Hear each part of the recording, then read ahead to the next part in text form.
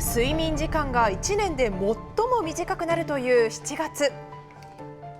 夜中もジメジメ蒸し暑く、すでに寝苦しい日が続いていますよね。夏はやっぱり頻繁に寝てますね。頻繁に起きて寝返り打ってるよね。寝不足感はあるね。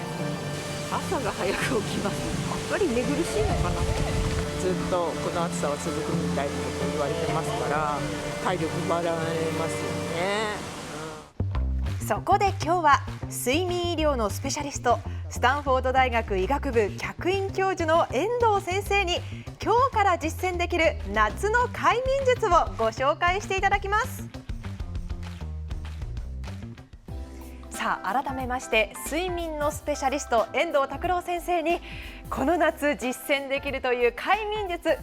のポイントに絞って教えていただきます。遠藤先生、よろしくお願いします。よろしくお願いします。よろしくお願いします。先ほどの VTR でもありましたが、寝苦しい、なかなか寝つけないといった声がありました。寝不足が続くとどんなリスクがあるんでしょうか。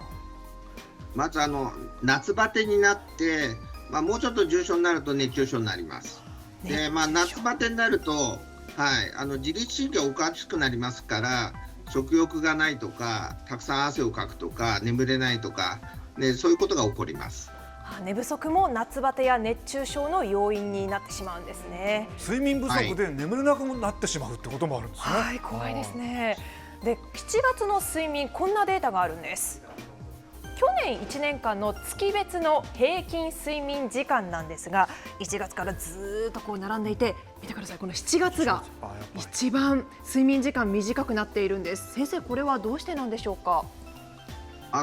ズバリですね、明るさと暑さですね。明るすぎると睡眠が悪くなる、短くなる、暑くなると睡眠が悪くなるということで、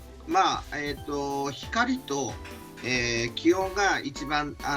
影響してきます。光と温度が原因では、こうした7月の睡眠のこのトラブルに対して私たちができる対策を先生に今日は2つポイントを絞って教えていただきます。まず1つ目は先生、何でしょうか。ポイント1は睡眠リズムを自分でコントロールするということになります。はい、具体的にはどうしたらいいんでしょうか。具体的に言うとですね、札幌はですね、朝の4時にも日が出て明るくなっちゃうんですね。で、特にですね、東京とかに比べると札幌は緯度が高いので、ますますですね、日が昇る時間が早いということなので、1つ目はですね、熱中症対策もあるんですけども、なるべくね、皆さん朝方にしましょう。で、朝早く起きて涼しいうちに仕事をして早めに家に帰ってくるというふうな生活に少しシフトさせる方がいいと思います。東京と比べると30分くらいも日の出が変わってしまう。で、人によってはこの日の出の時間に目覚めちゃうよっていう声もありますので、カーテンしててもね、明るくてつい目覚めちゃうってことあります。それが自然なんでしょうけどね。だからその時間に合わせて生活も変えていくっていうのが一つの案なんですが、ただこのお仕事の関係上朝方難しいっていう方もいらっしゃるかと思うんですが、そういった場合どうしたらいいんでしょうか。ポイントはですね、遮光カーテンです。で、もう特に北海道の朝の光非常に強いので、普通のカーテンだと無理です。だから遮光カーテンをきちっと使っていただいて、朝の光を避けて、で自分が起きなければいけない時間までしっかり寝ていただくということが大事になります。遮光カーテンで7月のこの睡眠データで短くなる原因に光もありましたから、それを遮断するっていうのも大切になるということなんですね。私もね、寝室がね、東側に窓があるんで、もう朝ね、もうすごい明るくて、だからこういう時に遮光カーテンとかうまく使えばいいんですね。ぜひおすすめします。さあ、それでは2つ目のポイント、先生教えてください。ポイント2ですね。で、寝る前の体温調節をうまく使うということが大事になります。体温調節、どうして大事になってくるんでしょうか。人はですね、高い体温が急激に下がるときによく眠れます。だからそのメカニズムをうまく使うとこの暑い夏でもよく眠れるようになります。はい。なるほど、体温を一度高めてその後どんどんと下がっていく過程で人は眠くなるといった原理なんですね。じゃあ実際にどのようにしたらいいんでしょうか。寝る1時間前くらいにですね、特にちょっと暑くて寝苦しいなという時はですね、はい、シャワーに入ってもらったり、お風呂に1回浸かっていただくということで、1回体温を上げてもらうんですね。で、上がった体温は脳がですね必ず下げるように命令を出しますから、そこで一気に、体温下がってきます。で、そのタイミングって1時間くらいしかないので、その1時間以内くらいに体温が下がるタイミングで寝ていただくとすっと眠れるようになります。じゃあこの1時間というのが重要になるということは、寝たい時間から逆算して1時間前に入るのがいいんですかね。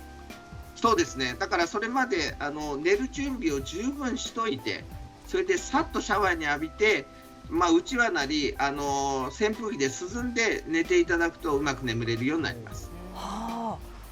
あ、最近よく耳にする寝る前にコップ1杯のお水飲んでくださいねとあると思うんですが、あれも効果があるんでしょうか。ですね、まずコップ1杯の水で夜の熱中症を防ぐこともできますし、はい、またですね、コップ1杯の水を飲むとね、寝てる間に汗をかくようになるんですよ。で、その汗が蒸発するときに体温ぐっと下がりますから、お風呂の効果だけじゃなくてコップ1杯の水で、寝るときに体温が下がりますから、ダブルでいい効果になると思います。先生、でもね、ご年配の方なんかも、私なんかもそうなんですけど、あんまり寝る前に水飲むと途中ちょっと尿意を催して夜中とか起きちゃうから逆に控えちゃうって人もいると思うんですけど、じゃあそれやめた方がいいんですか。ですね、コップ1杯の水なら大丈夫です。で、皆さんですね、熱中症予防で水飲まなきゃいけないということで、トイレに起きた時にまた飲んじゃうんですね。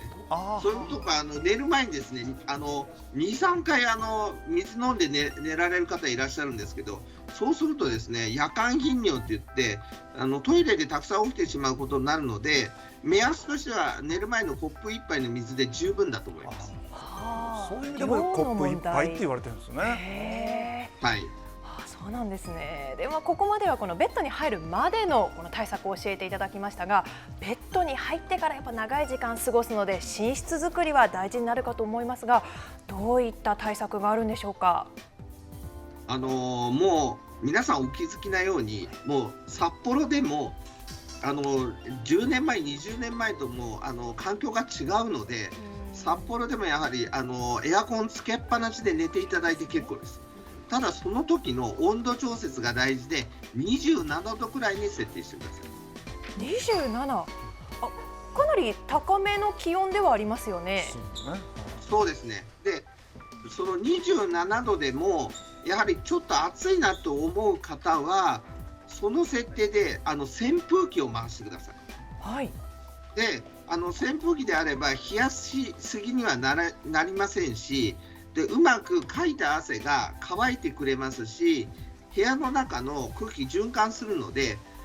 そのやり方であれば温度高めでもなんとか寝ることができると思います。で、ただこのクーラーがないよっていう方はどうしたらいいんでしょうか。できればですね、安全を確保できるんであれば窓を開けてもらって、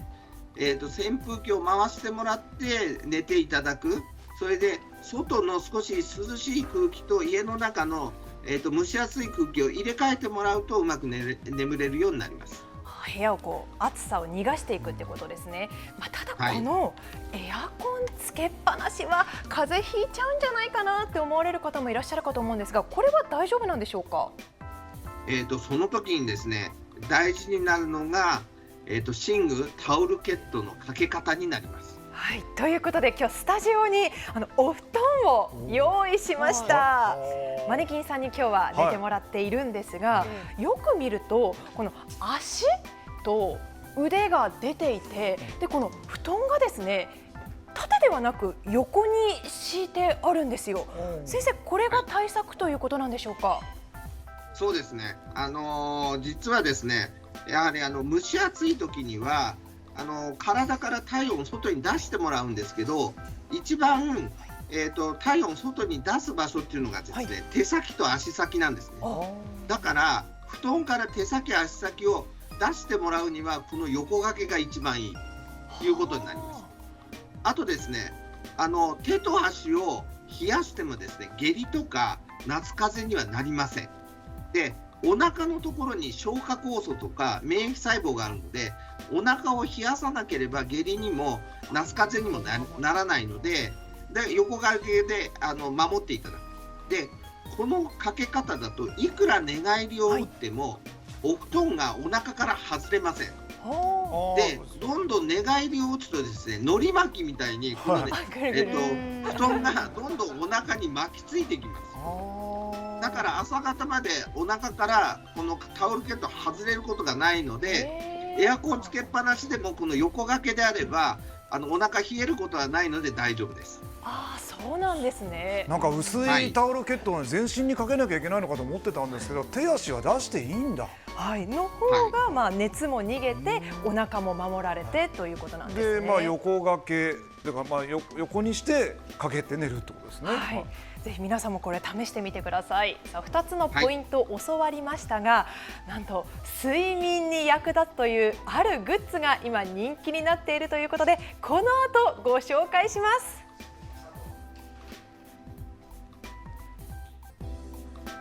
さあ、夏の睡眠トラブル対処法として、1つ目、睡眠リズムを自分で整える。2つ目、寝る前の体温調節ご紹介してきましたが、続いては今北海道で人気の睡眠に関するグッズご紹介します。こちらのスポーツ用品店で今睡眠の質が高まると話題になっている商品とは。リカバリーウェアでございます。睡眠時に体の疲労回復を促すリカバリーウェアです。機器が入っておりまして、 N 極 S 極交互配列になっております。これが血行を良くして体の疲れを取るっていう機能になっております。効き目には個人差があると言いますが、このリカバリーウェア、部屋着やパジャマとはどう違うのでしょうか。生地が柔らかい生地っていうのを使っているのと、まずちょっとゆったりめなので、本当にストレスなく着れるものです。こちらの商品は服の表面にボコボコとした特殊な加工がされていて、首元には磁石が埋め込まれています。これが着心地の良さや磁石で血行を改善し、体の疲れを癒すと言われています。売れ行きは好調になります。仕事の疲れとか、こういう夏場の寝苦しい夜とか、少しでも疲れを取りたいという方が買われる傾向が多いです。睡眠用シャツと謳われるように、寝る時の服装も質の高い睡眠をとるための一つの手段として活用されています。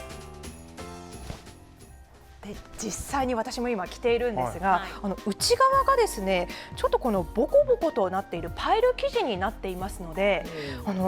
汗をかいても布すべてがぴったりつくというよりかは、この通気性がきっといいんだろうなと感じられるのと、あとすごくストレッチ素材が効いているので、寝返りを打ったりしてもこの気持ちよく寝ていられるんじゃないかなと感じましたね。寝る時に着るものですから、あんまりピタッとするのもね。作りもすごくゆったりになってます。はさあ、ここまで夏の睡眠術とこういったウェアも紹介してきましたが、いかがでしたか。ね、だからそうか、手足は割とこう出してね、寝た方がむしろ熱は逃がしてくれるんだってことはちょっと知らなかったな。こう熱がこもることによって寝苦しいにつながるそうなので、ぜひ横にして皆さんもタオルケット寝てみてください。ぜひ皆さんもこういった対策を行ってみてはいかがでしょうか。それでは、こちら終わりますので、じゃあゆっくりとお眠りくださいませ。ありがとうございます。先生がまだいらっしゃるんですね。先生、本当にありがとうございました。ありがとうございました。ありがとうございました。遠藤先生に睡眠について教えていただきました。